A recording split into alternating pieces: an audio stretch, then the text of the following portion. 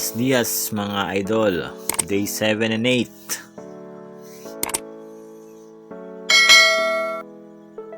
So sa ikapitong araw at ikawalong araw ay sinimulan na ni boatmaker ang pagpipinta ng ating bangka.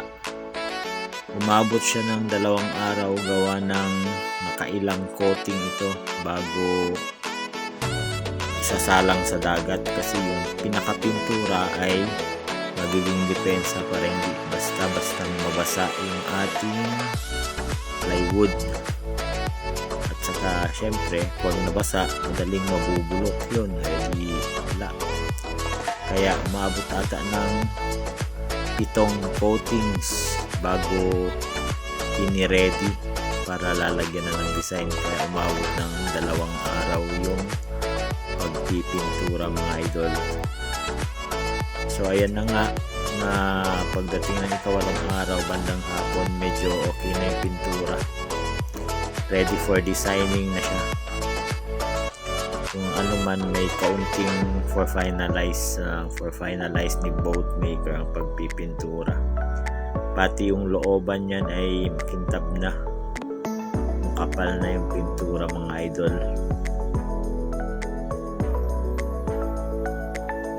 Yan. Ready for design na yan siya. So yun na nga pagdating ng day 9.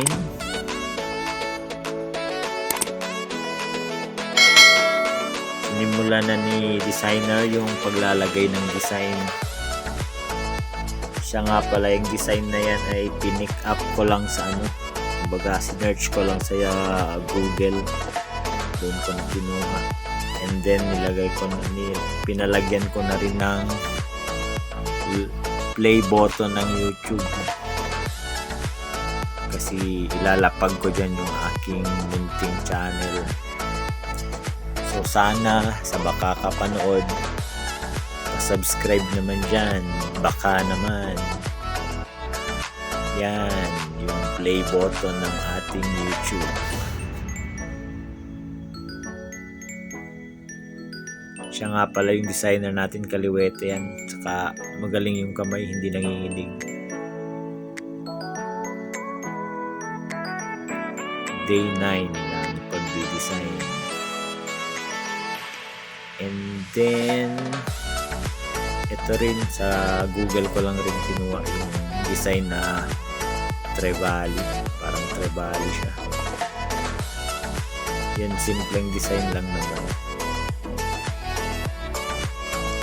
So yun ang kinalabasan sa day 9. Natapos na niyang i-design yung isang side pa lang yan mga idol. Isang side ng ating bangka. Nandyan na rin yung ating YouTube channel. Then number 10 ang tail number ni bangka natin. Huwag nyo sanang kalimutang mag-subscribe at manood mga idol. And then yung pinakapangalan ng bangka is ipinangalan ko sa pangalan ng aking anak, Dana Girl. Yan. Oh my God! Wow! So natapos niya sa day 9 yung buong side ng isang side ng bangka bandang kaliwa.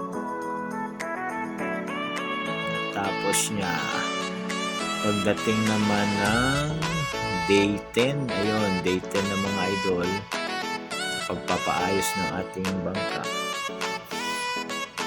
Sinimulan na rin niya yung paggagawa ng design sa right side ng ating bangka.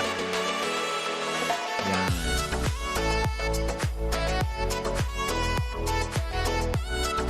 And then yun, bandang hapon medyo okay na. Tapos na rin niya yung kabilang side. Galing talaga ng ating designer. Mabilis din siyang gumawa Isang araw matatapos na. Actually kahit buong araw kaya niyang gawin yung both sides. So pagdating ng day 11 mga idol, di ko na na-videohan, ilagay natin sa may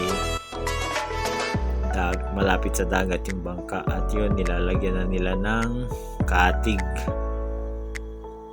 And then yung tinatali ni boat maker is ano yan, stainless flat bar for ano yan, for safety purpose. Hindi siya basta-basta babali yung ating pinaka-suporta sa katig, or yung batangan ang tawag sa amin, hindi ko lang alam kung ano sa Tagalog. So yun lang mga idol, salamat.